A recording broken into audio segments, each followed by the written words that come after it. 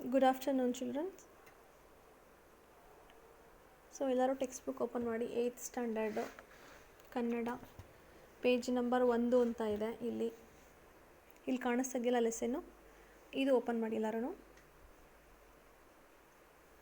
So ನಿಮಗೆ already basic ಎಲ್ಲ grammar ಸ್ವಲ್ಪ ಗೊತ್ತಿದೆ ಅಂತ ಅಂದ್ಕೋತೀನಿ. ಸೊ ಇವಾಗ ಬೇಸಿಕ್ ಗ್ರಾಮರ್ ಟೀಚ್ ಮಾಡೋಷ್ಟು ಸಮಯನೂ ನಮ್ಮ ಹತ್ರ ಇಲ್ಲ. ಸಿಲೆಬಸ್ ಕಂಪ್ಲೀಟ್ ಮಾಡಬೇಕು. ನಿಮಗೆ ಈ ಟೆಕ್ಸ್ಟ್ ಬುಕ್ಕಲ್ಲೇ ಕೆಲವೊಂದು ಗ್ರಾಮರ್ನ ಕೊಟ್ಟಿದ್ದಾರೆ, ನೀವೇ ನೋಡ್ಬೋದು. ಈ ಪೇಜ್ ಇದೆಯಲ್ಲ, ಈ ಪೇಜಿನ ಲೆಫ್ಟಲ್ಲಿ ಒಂದೊಂದು ಪೇಜ್ ಇದೆ ನೋಡಿ.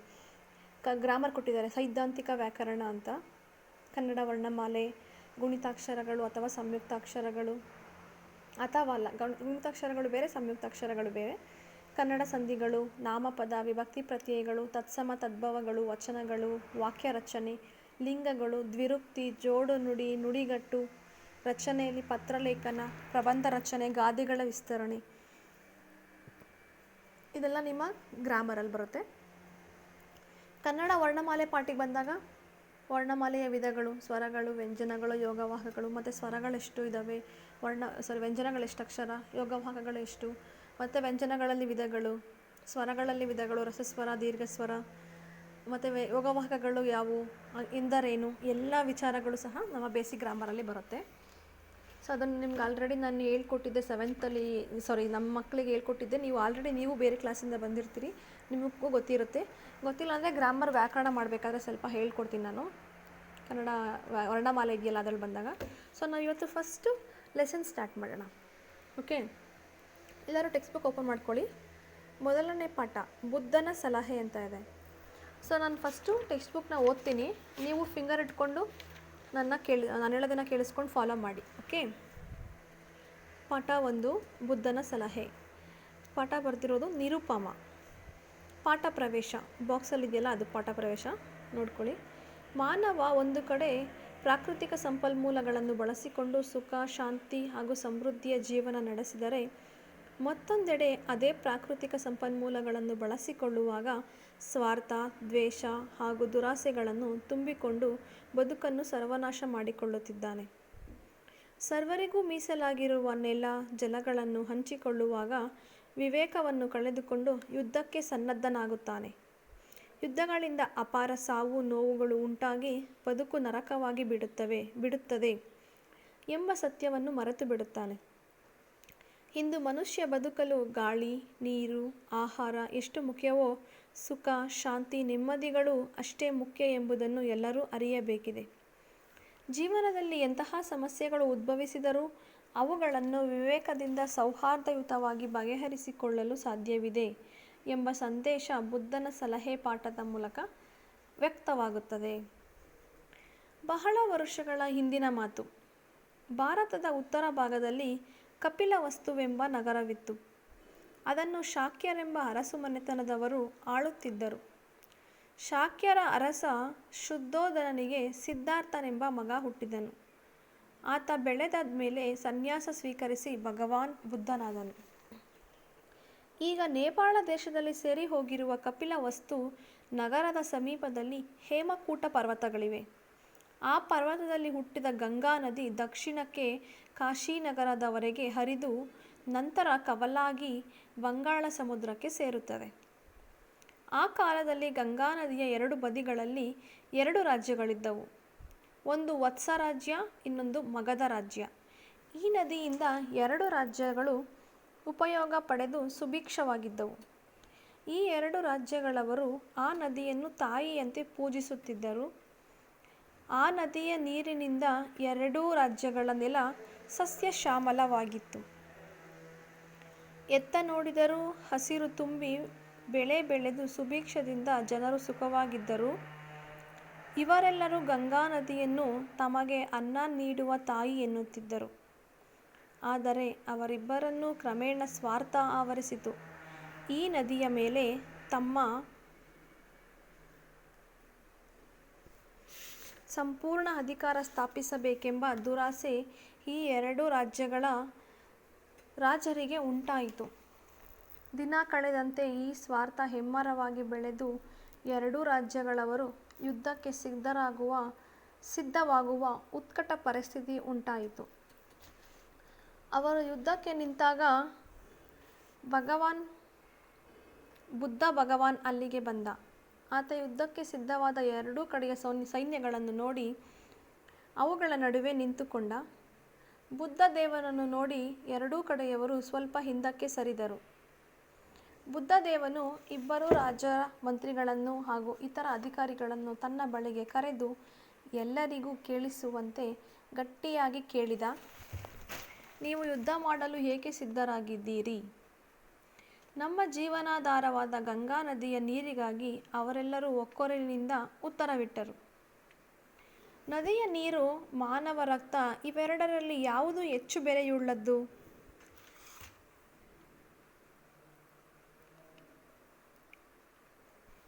ಮನುಷ್ಯನ ರಕ್ತ ನದಿ ನೀರಿಗಿಂತ ತುಂಬ ಬೆಲೆಯುಳ್ಳದ್ದು. ಎರಡೂ ಕಡೆಯವರಿಂದ ಉತ್ತರ ಬಂತು. ಹಾಗಾದರೆ ನೀವು ಕಡಿಮೆ ಬೆಲೆ ಇರುವ ನೀರಿಗಾಗಿ ಅದಕ್ಕಿಂತಲೂ ಅಮೂಲ್ಯವಾದ ರಕ್ತವನ್ನು ಹರಿಸಲು ಏಕೆ ಸಿದ್ಧರಾಗಿದ್ದೀರಿ ಎಂದು ಬುದ್ಧ ಪುನಃ ಪ್ರಶ್ನಿಸಿದ. ನಮ್ಮ ಜೀವಗಳಿಗೆ ಈ ಗಂಗಾ ನದಿಯ ನೀರು ತುಂಬ ಅವಶ್ಯಕವಲ್ಲವೇ ಎಂದು ಎರಡೂ ಕಡೆಯವರು ಕೇಳಿದರು. ನೀವು ಜೀವಿಸಬೇಕೆಂದಿದ್ದೀರಲ್ಲವೇ, ಮತ್ತೆ ಸಾಯಲೇಕೆ ಸಿದ್ಧರಾಗಿದ್ದೀರಿ ಎಂದು ಬುದ್ಧ ಕೇಳಿದ. ಎರಡೂ ರಾಜ್ಯದ ಮಂತ್ರಿಗಳು ಹೀಗೆ ಹೇಳಿದರು, ಸ್ವಾಮಿ, ಎರಡೂ ರಾಜ್ಯಗಳ ನಡುವೆ ದ್ವೇಷ, ಅಸೂಯೆಗಳಿಂದ ಪರಿಸ್ಥಿತಿ ವಿಷಮಿಸಿದೆ. ಇದಕ್ಕೆ ಪರಿಹಾರವೇ ಇಲ್ಲ. ಈಗ ಯುದ್ಧದ ಹೊರತು ಬೇರೆ ದಾರಿ ಇಲ್ಲ. ಬುದ್ಧದೇವ ನಕ್ಕು, ನೀವು ದ್ವೇಷದಿಂದ ದ್ವೇಷವನ್ನು ಜಯಿಸಲು ಹೋದರೆ ಕೊನೆಗೆ ನಿಮಗೆ ಉಳಿಯುವುದು ಈರ್ಷ್ಯೆಯೇ. ಇವುಗಳಿಂದ ಜೀವಿಗಳಿಗೆ ದುಃಖವೇ ಹೊರತು ಸುಖವಲ್ಲ. ಈಗ ಸುಖವಾಗಿರುವ ನೀವು ದುಃಖ ತಂದುಕೊಳ್ಳುವ ಮಾರ್ಗ ಇದು ಎಂದಾಗ ಎರಡೂ ಕಡೆಯ ರಾಜರು ತೆಪ್ಪಗಾದರು. ಅವರು ಹೇಳಿದರು, ಹಾಗಾದರೆ ಏನು ಮಾಡಬೇಕೆನ್ನುತ್ತೀರಿ ಭಗವಾನ್? ಮನುಷ್ಯ ಸುಖವಾಗಿ ಜೀವಿಸಲು ನೀರು, ಗಾಳಿ, ಆಹಾರ ಎಲ್ಲವೂ ಮುಖ್ಯವಾದಂತೆ ಶಾಂತಿಯೂ ಅಷ್ಟೇ ಮುಖ್ಯ. ಯುದ್ಧದಿಂದ ಶಾಂತಿ ನಾಶವಾಗುತ್ತದೆ. ನೀವೇ ಕೈಯಾರೆ ನಿಮ್ಮ ಸುಖ ನಾಶ ಮಾಡಿಕೊಳ್ಳುವುದನ್ನು ಬಿಟ್ಟು ವಿವೇಕ ತಂದುಕೊಂಡು ಸುಖವಾಗಿರಿ. ಪ್ರಕೃತಿ ಜೀವಿಗಳಿಗೆ ವರವೇ ಹೊರತು ಶಾಪವಲ್ಲ. ಆ ವರವನ್ನು ಸರ್ವಮಾನವರು ಸಮಾನವಾಗಿ ಹಂಚಿಕೊಂಡಾಗ ಎಲ್ಲರಿಗೂ ಸುಖ, ಶಾಂತಿ ಸಿಗುತ್ತದೆ ಎಂದು ಬುದ್ಧದೇವ ಬೋಧಿಸಿದ. ಎರಡೂ ಕಡೆಯ ರಾಜರಿಗೆ ಈ ಸಲಹೆ ಸತ್ಯವೆನಿಸಿತು. ಎಲ್ಲರೂ ಬುದ್ಧದೇವನಿಗೆ ನಮಸ್ಕರಿಸಿ ಯುದ್ಧ ಬೇಡವೆಂದು ತಮ್ಮ ತಮ್ಮ ಊರಿಗೆ ಹೊರಟರು. ಅಂದಿನಿಂದ ಆ ಎರಡೂ ರಾಜ್ಯದ ಜನರು ಸ್ನೇಹದಿಂದ ಸುಖವಾಗಿದ್ದರು. ನೋಡಿ, ನೆಕ್ಸ್ಟ್ ಕವಿ ಪರಿಚಯ ಇದೆ, ಕೃತಿಕಾರರ ಪರಿಚಯ. ಈ ಪಾಠ ಬರೆದಿದ್ದು ಡಾಕ್ಟರ್ ನಿರುಪಮಾ ಅವರು. ಇವರು 1933ರಲ್ಲಿ ತುಮಕೂರು ಜಿಲ್ಲೆಯ ಕೊರಟಗೆರೆ ತಾಲೂಕಿನ ಒಳವನಹಳ್ಳಿಯಲ್ಲಿ ಜನಿಸಿದರು. ನೋಡಿ, ಅವರ ಪಿಕ್ಚರ್ ಕೊಟ್ಟಿದ್ದಾರೆ. ಈ ಮೇಡಮ್ ಅಂದರೆ ಈ ನಿರುಪಮಾ ಕವಿಯವರು, ಇವರು ತುಮಕೂರು ಜಿಲ್ಲೆ ಕೊರಟಗೆರೆ ತಾಲೂಕಿನಲ್ಲಿ 1933ರಲ್ಲಿ ಒಳವನಹಳ್ಳಿ ಎಂಬ ಊರಲ್ಲಿ ಜನಿಸ್ತಾರೆ. ಇವರು ಸಂಸ್ಕೃತ, ತೆಲುಗು, ಕನ್ನಡ, ಇಂಗ್ಲೀಷ್, ಹಿಂದಿ, ಬಂಗಾಲಿ ಭಾಷೆಗಳನ್ನು ಚೆನ್ನಾಗಿ ಅಭ್ಯಾಸ ಮಾಡಿದ್ದಾರೆ. ಅಂದರೆ ಇವರಿಗೆ ಇಷ್ಟು ಭಾಷೆಗಳು ಗೊತ್ತು. ಇವರು ತುಂಬ ಕೃತಿಗಳನ್ನ ಸಹ ಕನ್ನಡಕ್ಕೆ ಅನುವಾದ ಮಾಡಿದ್ದಾರೆ. ಅಂದರೆ ಹಿಂದಿ, ಇಂಗ್ಲೀಷ್, ಕನ್ನಡ, ಬಂಗಾಳಿ ಭಾಷೆಯಲ್ಲಿರುವಂತಹ ಎಷ್ಟೊಂದು ಕೃತಿಗಳನ್ನ ಕನ್ನಡ ಭಾಷೆಗೆ ಚೇಂಜ್ ಮಾಡಿ ಬರೆದಿದ್ದಾರೆ. ಅವುಗಳಲ್ಲಿ ಪ್ರಮುಖ ಕೃತಿ ಎಂದರೆ ಅಮೃತ ಕಲಶ, ಪರಿತ್ಯಕ್ತೆ, ಭುವನ ವಿಜಯ, ಇವು ಕಾದಂಬರಿಗಳು. ಇವರು ಬೇರೆ ಭಾಷೆಗಳಿಂದ ಕನ್ನಡಕ್ಕೆ ಅನುವಾದ ಮಾಡಿದ್ದಾರೆ, ಅಂದರೆ ಬದಲಾಯಿಸಿದ್ದಾರೆ ಭಾಷೆನ. ಭಾರತೀಯ ನಾರಿ, ನಡೆದು ಬಂದ ದಾರಿ, ಭಾವಮುಖಿ ಇವು ಸಂಕಲನ ಕೃತಿಗಳು. ರಣಹದ್ದು, ಅಧಿಕಾರಿಗಳ ಅವಾಂತರ ಇವು ನಾಟಕಗಳು. ಇವರು ಎಷ್ಟೊಂದು ಪುಸ್ತಕಗಳನ್ನ ಬರೆದಿದ್ದಾರೆ. ಅದರಲ್ಲಿ ಭಾರತೀಯ ನಾರಿ, ನಡೆದು ಬಂದ ದಾರಿ ಅಂತ ಒಂದು, ಮತ್ತು ಭಾವಮುಖಿ ಇವರು ಬರೆದಿರುವಂತಹ ಕೃತಿಗಳು. ಜೊತೆಗೆ ಒಂದು ನಾಟಕನೂ ಬರೆದಿದ್ದಾರೆ, ಅದು ರಣಹದ್ದು ಅಂತ. ಜೊತೆಗೆ ಮಕ್ಕಳ ಸಾಹಿತ್ಯ 25, ಕರ್ನಾಟಕದ ಕವಯಿತ್ರಿಗಳು, ಇನ್ನೂ ಮುಂತಾದವು. ಸೊ ಇವೆಲ್ಲ ಇವರು ಬರೆದಿರುವಂತಹ ಕೃತಿಗಳು. ಮತ್ತು ಇವರಿಗೆ ಯಾವ್ಯಾವ ಪ್ರಶಸ್ತಿ ದೊರೆತಿದೆ ನೋಡೋಣ. ಯುನಿಸೆಫ್ ಮಕ್ಕಳ ಸಾಹಿತ್ಯ ಶಾಶ್ವತ ಸಂಸ್ಥೆಯ ಸದೋದಿತ ಪ್ರಶಸ್ತಿ, ಯುನಿಸೆಫ್ ಮಕ್ಕಳ ಸಾಹಿತ್ಯ ಶಾಶ್ವತ ಸಂಸ್ಥೆಯ ಸದೋದಿತ ಪ್ರಶಸ್ತಿ, ಮತ್ತು ಆರ್ಯಭಟ ಪ್ರಶಸ್ತಿ, ಅನುಪಮ ಪ್ರಶಸ್ತಿ, ಸಾಹಿತ್ಯ ಶಿರೋಮಣಿ ಪ್ರಶಸ್ತಿ, ಅತ್ತಿಮಬ್ಬೆ ಪ್ರಶಸ್ತಿಗಳು ಇವರಿಗೆ ಲಭಿಸಿವೆ. ಬುದ್ಧನ ಸಲಹೆ ಕಥೆಯನ್ನು ಶತಮಾನದ ಮಕ್ಕಳ ಸಾಹಿತ್ಯ ಪುಸ್ತಕದಿಂದ ಆಯ್ದುಕೊಳ್ಳಲಾಗಿದೆ. ಅಂದರೆ ನಿಮಗೆ ಇವಾಗ ಕೊಟ್ಟಿದ್ದಾರಲ್ವಾ ಬುದ್ಧನ ಸಲಹೆ ಅಂತ ಒಂದು ಪಾಠ, ಇವಾಗ ನಾನು ಓದೋದ್ನಲ್ಲ, ಈ ಪಾಠನ ಇವರು ಬರೆದಿರುವಂತಹ ಶತಮಾನದ ಮಕ್ಕಳ ಸಾಹಿತ್ಯ ಅಂತ ಒಂದು ದೊಡ್ಡ ಕೃತಿ, ಅದರೊಳಗಡೆ ಒಂದು ಭಾಗ ಇದು. ಅಲ್ಲಿಂದ ಆ ಪುಸ್ತಕದಿಂದ ಈ ಭಾಗವನ್ನು ಆರಿಸಿಕೊಂಡು ನಿಮಗೆ ಇಲ್ಲಿ ಟೆಕ್ಸ್ಟ್ ಬುಕ್ಕಲ್ಲಿ ಕೊಟ್ಟಿದ್ದಾರೆ. ಓಕೆ, ಸೊ ಇವಾಗ ನಾವು ಕ್ಲಾಸಸ್ ಸ್ಟಾರ್ಟ್ ಮಾಡೋಣ. ಎಲ್ಲರೂ ಪೇಜ್ ಓಪನ್ ಮಾಡಿ. ಫಸ್ಟ್ ಪೇಜು ಬುದ್ಧನ ಸಲಹೆ. ಬುದ್ಧ ಅಂದರೆ ಯಾರು ಅಂತ ಗೊತ್ತಲ್ವ ನಿಮಗೆ? ಎಷ್ಟೊಂದು ಕಡೆ ನೋಡಿರ್ತೀರ ಬುದ್ಧನ ಐಡಲ್ಲು ನೋಡಿರ್ತೀರಲ್ವ, ಅವನ ಮೂರ್ತಿನ. ಸೊ ಮಾನವ ಒಂದು ಕಡೆ ಪ್ರಾಕೃತಿಕ ಸಂಪನ್ಮೂಲಗಳನ್ನು ಬಳಸಿಕೊಂಡು ಸುಖ, ಶಾಂತಿ ಹಾಗೂ ಸಮೃದ್ಧಿಯ ಜೀವನ ನಡೆಸಿದರೆ, ಮತ್ತೊಂದೆಡೆ ಅದೇ ಪ್ರಾಕೃತಿಕ ಸಂಪನ್ಮೂಲಗಳನ್ನು ಬಳಸಿಕೊಳ್ಳುವಾಗ ಸ್ವಾರ್ಥ, ದ್ವೇಷ ಹಾಗೂ ದುರಾಸೆಗಳನ್ನು ತುಂಬಿಕೊಂಡು ಬದುಕನ್ನು ಸರ್ವನಾಶ ಮಾಡಿಕೊಳ್ಳುತ್ತಿದ್ದಾನೆ. ಪ್ರಾಕೃತಿಕ ಸಂಪನ್ಮೂಲಗಳು ಅಂದರೆ ಏನು ಅಂತ ಗೊತ್ತಾ ನಿಮಗೆ? ಪ್ರಾಕೃತಿ ಅಂದರೆ ಏನು? ಪ್ರಕೃತಿ, ನೇಚರ್. ಓಕೆ, ಈ ನೇಚರಲ್ಲಿ ಇರುವಂತಹ ಸಂಪನ್ಮೂಲಗಳು ಅಂದರೆ ಯಾವುವು? ಮರ, ಗಿಡ, ಕಲ್ಲು, ಮಣ್ಣು, ಬೆಟ್ಟ, ಗುಡ್ಡ. ಇದನ್ನು ಮಾನವ ಯಾವ ರೀತಿ ಬಳಸ್ಕೊತಾ ಇದ್ದಾನೆ? ಇವಾಗ ಫಾರ್ ಎಕ್ಸಾಂಪಲ್ ನಿಮ್ಮ ಮನೆಗಳಲ್ಲಿರೋ ಕುರ್ಚಿ, ಕಿಟಕಿ, ಬಾಗಿಲುಗಳು ಮಾಡಿರೋದು ಯಾವುದರಿಂದ? ಮರಗಳಿಂದ. ಸೊ ಮರಗಳೆಲ್ಲಿ ಸಿಗುತ್ತೆ? ಪ್ರಕೃತಿಯಿಂದ. ನಿಮ್ಮ ಮನೆ ಕಟ್ಟಿರೋಂತಹ ಇಟ್ಟಿಗೆ, ಸಿಮೆಂಟು, ಮರಳು ನಮಗೆ ಸಿಗೋದು ಸಹ ಪ್ರಕೃತಿಯಿಂದ. ಈ ಸಂಪನ್ಮೂಲಗಳು ಇವೆಲ್ಲ ಏನಿದೆ ಸಂಪನ್ಮೂಲಗಳು, ಕಟ್ಟಿಗೆಗಳು, ಮರದ ಕಂಬಗಳು, ದಿಮ್ಮಿಗಳು, ಸೊ ಮಣ್ಣು, ಕಲ್ಲು, ಇವೆಲ್ಲ ನಮಗೆ ಸಿಗೋದು ಪ್ರಕೃತಿಯಿಂದ. ಇವನ್ನ ಬಳಸ್ಕೊಂಡು ಮನುಷ್ಯ ನಾವೇನು ಮಾಡ್ತಿದ್ದೀವಿ? ಮನುಷ್ಯರು ಸುಖ, ಸಂತೋಷದಿಂದ, ನೆಮ್ಮದಿಯಿಂದ ಜೀವನ, ಸಮೃದ್ಧಿಯ ಜೀವನ ನಡೆಸ್ತಾ ಇದ್ದೀವಿ. ಅಂದರೆ ನಮಗೆ ಕಟ್ಟಿಗೆನ ಕಟ್ಕೊಂಡು ಬರ್ತೀವಿ, ಅದರಿಂದ ಪೀಠೋಪಕರಣಗಳನ್ನ ಮಾಡ್ತೀವಿ. ಕುರ್ಚಿ, ಮೇಜು, ಕಿಟಕಿ ಎಲ್ಲ ಮಾಡ್ಕೋತೀವಿ. ಮತ್ತು ಮರಳು ತೊಗೊಂಬರ್ತೀವಿ, ಕಲ್ಲು, ಇಟ್ಟಿಗೆ ತೊಗೊಂಬರ್ತೀವಿ, ಮನೆ ಕಟ್ಕೋತೀವಿ. ನಮಗೆ ಏನೇನು ಅನುಕೂಲ ಬೇಕೋ ಎಲ್ಲ ಮಾಡಿಕೊಂಡು ನಾವು ಹ್ಯಾಪಿಯಾಗಿ ಜೀವನ ಮಾಡ್ತಿದ್ದೀವಿ. ಆದರೆ ಇನ್ನೊಂದು ಕಡೆ ಏನು ಮಾಡ್ತೀವಿ? ಇದೇ ಸಂಪನ್ಮೂಲಗಳನ್ನ, ಅಂದರೆ ಈ ಪ್ರಕೃತಿಯಲ್ಲಿ ಸಿಗುವಂತಹ ಈ ಸಂಪನ್ಮೂಲಗಳಿದಾವಲ್ಲ, ನಾನು ಇವಾಗ ಏನೇನು ಹೇಳಿದೆ, ಕಟ್ಟಿಗೆಗಳು, ಮರಳು, ಮಣ್ಣು, ಕಲ್ಲು, ಇವನ್ನ ಬಳಸ್ಕೋಬೇಕಾದ್ರೆ ನಾವೇನು ಮಾಡ್ತಿದ್ದೀವಿ? ಮನುಷ್ಯರು ಸ್ವಾರ್ಥ ಮಾಡ್ಕೋತಾ ಇದ್ದೀವಿ. ಅಂದರೆ ನನಗೆ ಜಾಸ್ತಿ ಬೇಕು, ನನಗೆ ಜಾಸ್ತಿ ಬೇಕು. ಪ್ರಕೃತಿಯಲ್ಲಿ ಎಲ್ಲ ಸಮಾನವಾಗಿ ಸಿಗುತ್ತೆ, ಎಲ್ಲರೂ ಸಮಾನರು ಪ್ರಕೃತಿನಲ್ಲಿ. ಆದರೆ ಈ ಜಾಗ ನಂದು, ಇವಾಗ ನಾವು ಹೇಳ್ತೀವಲ್ಲ ಪ್ರಾಪರ್ಟಿ ವಿಷಯಕ್ಕೆ ಬಂದಾಗ, ಈ ಜಾಗ ನಮಗೆ ಸೇರಿದ್ದು, ಈ ಮರಗಳು ನನಗೆ ಸೇರಿದ್ದು ಅಂತ. ಸೊ ಈ ಸ್ವಾರ್ಥ, ದ್ವೇಷ, ದುರಾಸೆಗಳು ಜಾಸ್ತಿಯಾಗಿ ನಾವೇನು ಮಾಡ್ತಿದ್ದೀವಿ? ನಮ್ಮಲ್ಲಿ ನಾವು ಜಗಳ ಮಾಡ್ಕೊಳ್ತಾ ಇದ್ದೀವಿ, ನಮ್ಮ ಜೀವನವನ್ನು ಸರ್ವನಾಶ ಮಾಡ್ಕೊತಾ ಇದ್ದೀವಿ. ಈಗ ಆ ಪ್ರಾಪರ್ಟಿ ನನಗೆ ಸೇರಬೇಕು, ಇದೇ ಪ್ರಾಪರ್ಟಿ ನನಗೆ ಸೇರಬೇಕು ಅಂತ ಇಬ್ಬರು ಜಗಳ ಆಡಿದ್ರೆ, ಈ ಮರ ನನಗೆ ಸೇರಬೇಕು, ಈ ಮರ ನನಗೆ ಸೇರಬೇಕಾಗಿದ್ದು ಅಂತ ಗಲಾಟೆ ಆದರೆ, ಸೊ ಆಬ್ವಿಯಸ್ಲಿ ಅದು ಜಗಳ ಆಗುತ್ತೆ ಇಬ್ಬರ ನಡುವೆ. ಆಮೇಲೆ ಇಬ್ರಿಗೂ ಸುಮ್ಮನೆ ಜಗಳ ಆಗಿ ಸರ್ವನಾಶ ಆಗುತ್ತೆ, ನಮ್ಮ ನೆಮ್ಮದಿನ ನಾವೇ ಹಾಳು ಮಾಡ್ಕೋತೀವಿ ಅಲ್ವಾ? ಈ ನೆಲ, ಈ ಜಲ ಅಂದರೆ ಈ ನೀರು, ಈ ಭೂಮಿ, ಪ್ರಕೃತಿ ಎಲ್ಲರಿಗೂ ಸರ್ವರಿಗೂ ಮೀಸಲಾಗಿರಬೇಕಾದ್ರೆ, ಎಲ್ಲರಿಗೂ ಸಮಾನವಾಗಿ ಆಗಿರಬೇಕಾದ್ರೆ, ಇದನ್ನು ನಾವು ಹಂಚಿಕೊಳ್ಬೇಕಾದ್ರೆ ನಾವೇನು ಮಾಡ್ತೀವಿ? ಜಗಳ ಮಾಡ್ಕೋತೀವಿ, ನಮ್ಮ ಬುದ್ಧಿನ ಕಳ್ಕೊಂಡು ಗಲಾಟೆ ಮಾಡ್ತೀವಿ, ಯುದ್ಧ ಮಾಡೋಕ್ಕೆ, ಅವ್ರ ಮೇಲೆ ಹೊಡೆದಾಟ ಮಾಡೋಕ್ಕೆ ಶುರು ಮಾಡ್ಕೋತೀವಿ. ಅಂದರೆ ಈ ಭೂಮಿ ಮೇಲಿರುವಂತಹ ಎಲ್ಲ ಮರ, ಗಿಡ, ಈ ಭೂಮಿ ಎಲ್ಲರಿಗೂ ಸರ್ವ ಸಮಾನರು. ಈ ಭೂಮಿ ಮೇಲೆ ಎಲ್ಲರಿಗೂ ಹಕ್ಕಿದೆ. ಸೊ ಆದರೆ ಇದನ್ನು ಹಂಚ್ಕೊಳ್ಬೇಕಾದ್ರೆ ಇದೆಯಲ್ಲ, ಒಬ್ಬರು ಜಾಸ್ತಿ ತೊಗೊಂಡು ಒಬ್ಬರು ಕಡಿಮೆ ತೊಗೊಂಡ್ರೆ ಏನಾಗುತ್ತೆ? ಗಲಾಟೆ ಆಗುತ್ತೆ, ಹೊಡೆದಾಟ ಆಗುತ್ತೆ, ಯುದ್ಧ ಆಗುತ್ತೆ. ಸೊ ನಮ್ಮ ವಿವೇಕ ಅಂದರೆ ನಾವು ಬುದ್ಧಿನ ಕಳ್ಕೊತಾ ಇದ್ದೀವಿ ಹಂಚಿಕೊಳ್ಳೋದ್ರಲ್ಲಿ. ಈ ಯುದ್ಧಗಳಿಂದ ಏನಾಗುತ್ತೆ? ಸುಮ್ಮನೆ ಅಪಾರ ಸಾವು, ನೋವು ಉಂಟಾಗುತ್ತೆ. ಆಮೇಲೆ ನಮ್ಮ ಬದುಕೇ ನರಕವಾಗುತ್ತೆ. ಈ ಸತ್ಯನ ನಾವು ಅರ್ಥನೇ ಮಾಡ್ಕೊತಾ ಇಲ್ಲ, ಮರ್ತು ಬಿಡ್ತಿದ್ದೀವಿ. ನಮಗೆ ಬೇಕಾಗಿರೋದು ನಮಗೆ ಬದುಕೋಕ್ಕೆ ಬೇಕಾಗಿರೋದು ಏನೇನು? ಮುಖ್ಯವಾಗಿ ಉಸಿರಾಡೋಕ್ಕೆ ಗಾಳಿ, ಕುಡಿಯೋಕ್ಕೆ ನೀರು, ತಿನ್ನೋಕ್ಕೆ ಆಹಾರ. ಇದು ನಮ್ಮ ಜೀವನಕ್ಕೆ ಎಷ್ಟು ಮುಖ್ಯ ಅಲ್ವಾ? ಅದ್ರ ಜೊತೆಗೆ ನಮಗೆ ಗಾಳಿ, ನೀರು, ಆಹಾರ ಎಷ್ಟು ಮುಖ್ಯನೋ ಅದೇ ಥರ ನಾವು ನೆಮ್ಮದಿ ನಮಗೆ ಅಷ್ಟೇ ಮುಖ್ಯ. ನಮ್ಮ ಮನಸ್ಸಿಗೆ ಶಾಂತಿ, ನೆಮ್ಮದಿ, ಸುಖಗಳು ಸಹ ಅಷ್ಟೇ ಮುಖ್ಯ.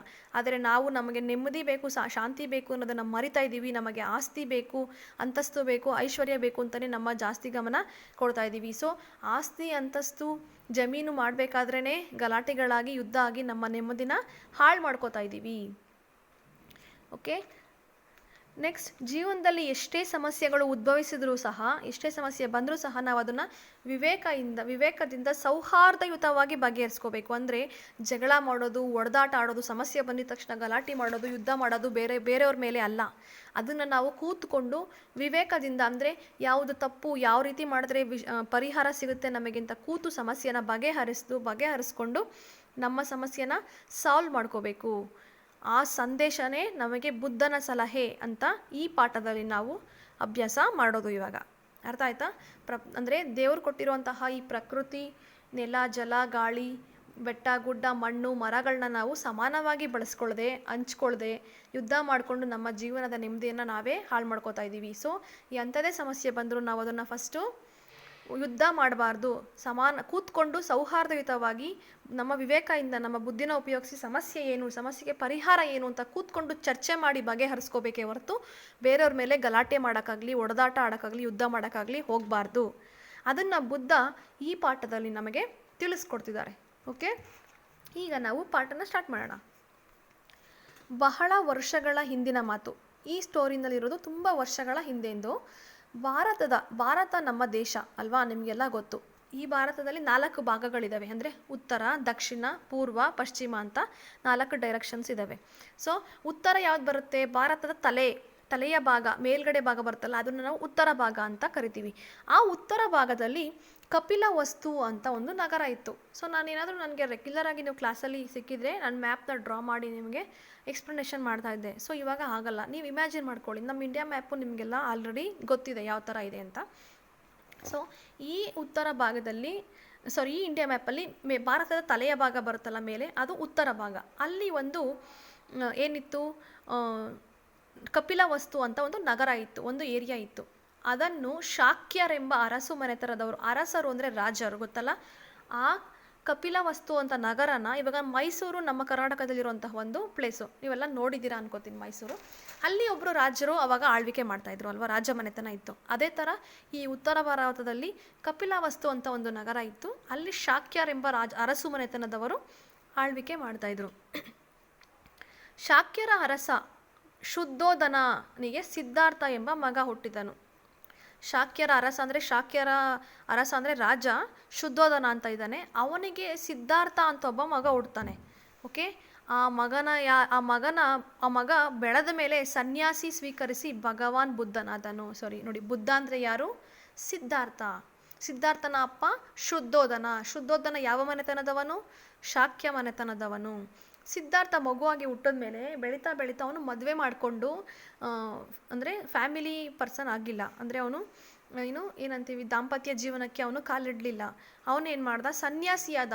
ಅಂದರೆ ಮದುವೆ ಮಾಡ್ಕೊಳ್ದಿರ ಸರ್ವಸಂಗಗಳನ್ನ ಪರಿತ್ಯಾಗ ಮಾಡಿ ಅಂತ ಹೇಳ್ತೀವಿ. ಅಂದರೆ ಅವನಿಗೆ ಯಾವುದೇ ಆಸೆಗಳಿಲ್ಲ ಜೀವನದಲ್ಲಿ, ಮದುವೆ ಆಗಬೇಕು ಆ ಥರ ಯಾವುದೋ ಜೀವನದಲ್ಲಿ ಆ ಥರ ಎಲ್ಲ ಆಸೆಗಳನ್ನೆಲ್ಲ ಬಿಟ್ಟು ಅವನೇನು ಮಾಡ್ತಾನೆ? ಸನ್ಯಾಸಿ ಆಗ್ತಾನೆ. ಸನ್ಯಾಸಿ ಅಂದರೆ ಗೊತ್ತಲ್ಲ ನೀವು, ಋಷಿಗಳು ಮದುವೆ ಯಾರು ಮಾಡ್ಕೊಳ್ದಿರ್ತಾರಲ್ಲ ಅವ್ರನ್ನ ಸನ್ಯಾಸಿ ಅಂತ ಕರಿತೀವಿ.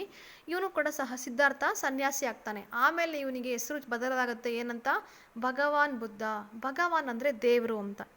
ಕನ್ನಡದಲ್ಲಿ ಹಿಂದಿನಲ್ಲಿ ಭಗವಾನ್ ಅಂತ ಕರೀತಾರೆ, ಹಿಂದಿನಲ್ಲಿ ಭಗವಾನ್ ಅಂದರೆ ದೇವರು ಅಂತ. ಇವನ ಮೇಲೆ ಭಗವಾನ್ ಬುದ್ಧ ಆಗ್ತಾನೆ. ಯಾಕೆಂದರೆ ಇವನು ದೇವರಾಗ್ತಾನೆ ಬುದ್ಧ.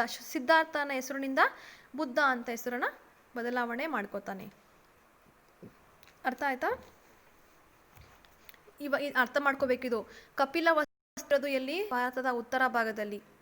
ಅಲ್ಲಿ ಒಬ್ಬ ಅರಸು ಮನೆತನದವರಿದ್ರು, ಶಾಕ್ಯರು ಅಂತ.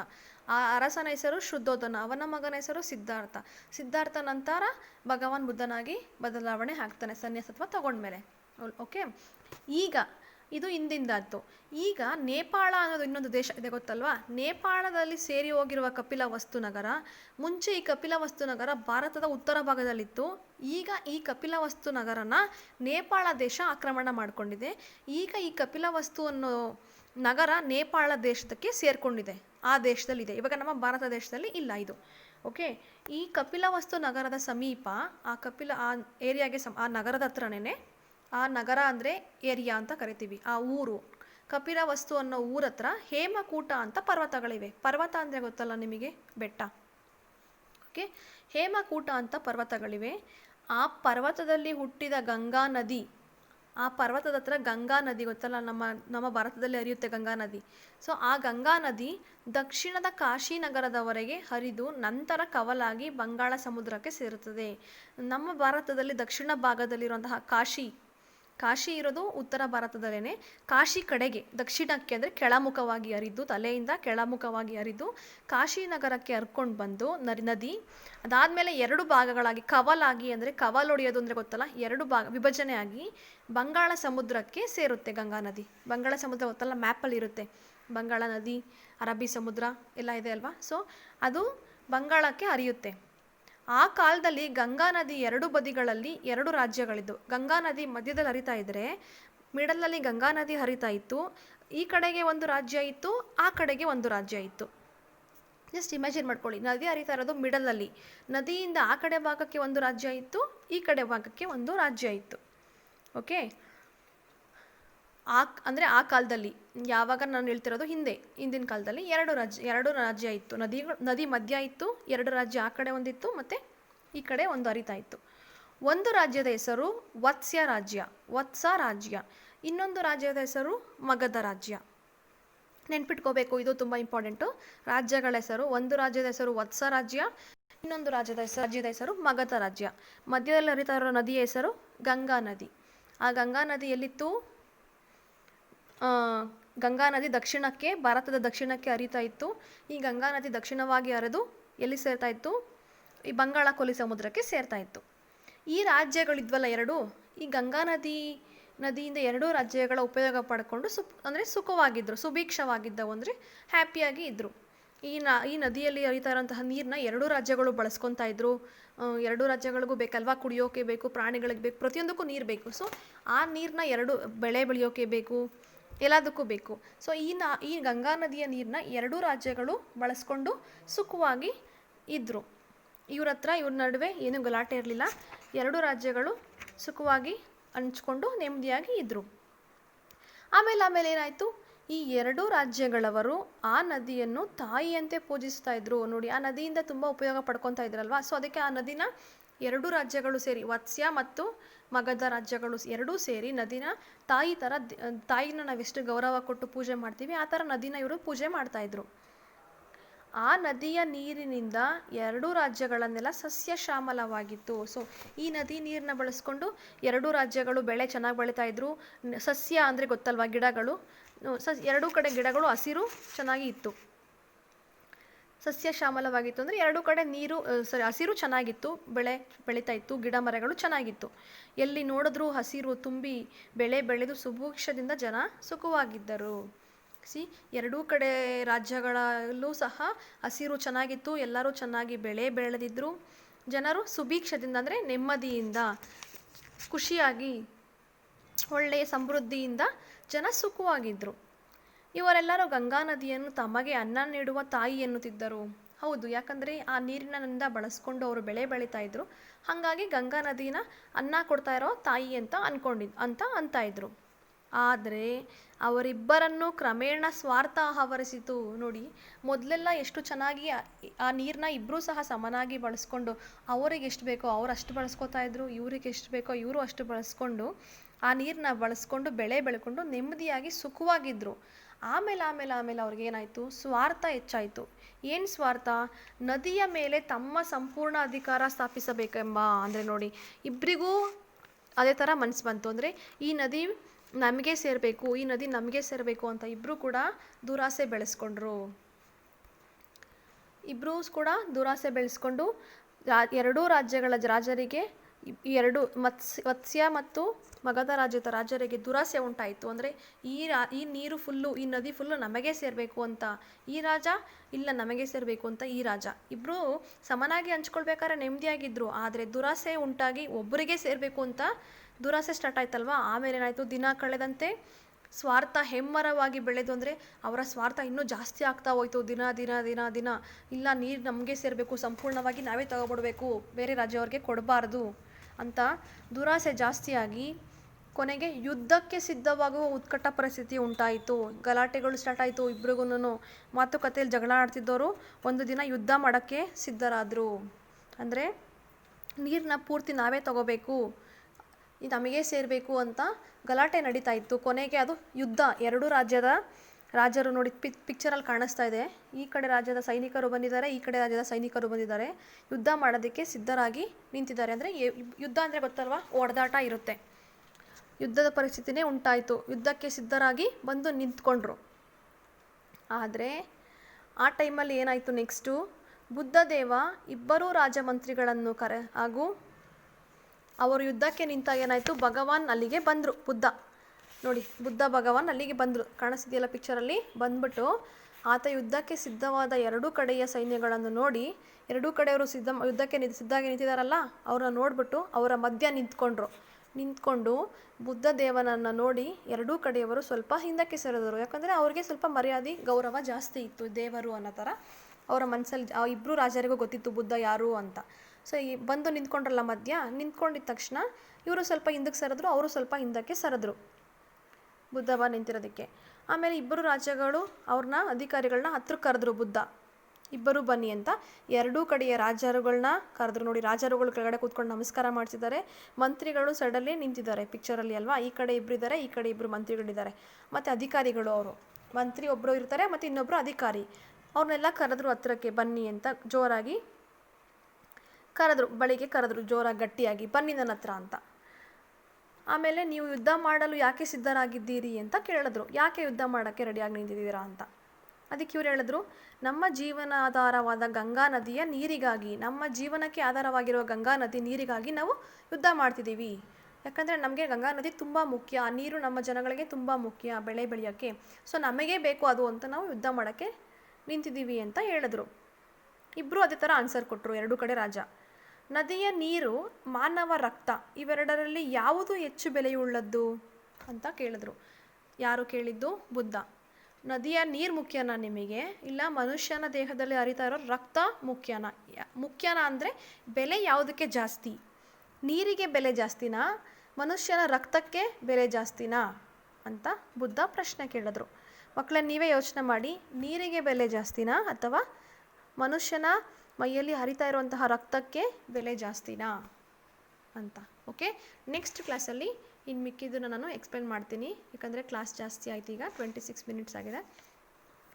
ಸೊ ಮುಂದಿನ ಕ್ಲಾಸಲ್ಲಿ ನಾನು ಇದನ್ನು ಕಂಪ್ಲೀಟ್ ಮಾಡ್ತೀನಿ. ಓಕೆ, ಅಲ್ಲಿವರೆಗೂ ಲೆಸನ್ನ ಓದಿ ಇನ್ನೊಂದು ನೀವು ಚೆನ್ನಾಗಿ ಫುಲ್ ಪಾಠ ನಾನು ಮಾತ್ರ ಓದಿದ್ದೀನಿ, ನೀವು ಓದಿಲ್ಲ. ನೀವು ಒಂದು ಸಲ ಇವತ್ತು ಲೆಸನ್ನ ಓದಬೇಕು. ನಾನು ಇವಾಗ ಎಕ್ಸ್ಪ್ಲನೇಷನ್ ಮಾಡೋದೆಲ್ಲ ನೆನ್ಪಿಟ್ಕೊಳ್ಳಿ. ನೆಕ್ಸ್ಟ್ ಕ್ಲಾಸಲ್ಲಿ ನಾನು ಫುಲ್ ಕಂಪ್ಲೀಟ್ ಮಾಡಿಕೊಡ್ತೀನಿ. ಓಕೆ, ಕ್ಲಾಸ್ನ ಎಂಡ್ ಮಾಡ್ತಿದ್ದೀನಿ. Thank you.